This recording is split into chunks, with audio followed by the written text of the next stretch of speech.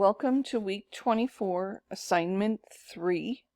What you need to do for assignment 3 is we're playing Jeopardy! So what you'll do is you'll go to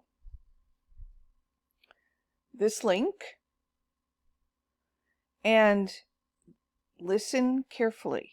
You will not get credit if you do not put your name in correctly. It needs to be the period number and then your first and last name. So, watch how I do it. So you go to the Jeopardy game. Where it says enter name, you put your period and your first and last name.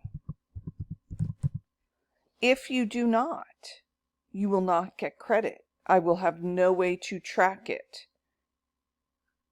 So you must put your period number and your first and last name. Once you can hit submit, you can choose whichever one you want. There's a whole bunch of different ones.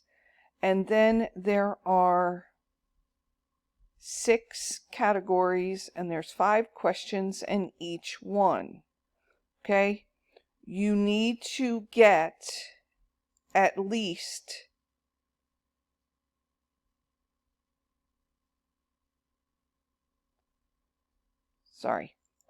you need to get at least $6,000 before you'll get an A.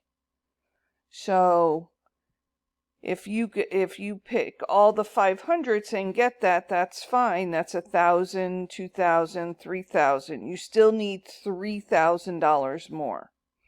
So all you'll do is you will click on the question. It comes up and it says a set of characters with a specific size and style. You need to check the correct one. If you get it right, and then you hit submit answer, it will give you, it's green, and it gave you whatever the money is. If you get it wrong, the slide currently selected or display, it shows you that it's wrong, and then it takes away $100. So, if you need to, you can restart the game. If for whatever reason you do that, you can restart the game and put start new game.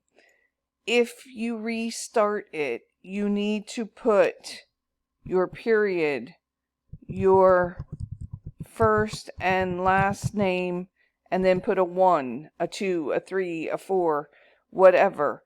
But it has to be a different name or it will not count. Okay?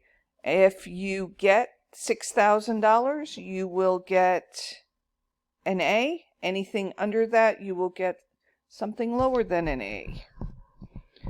If you have any problems or questions, please let me know. And if not, I hope to see you soon.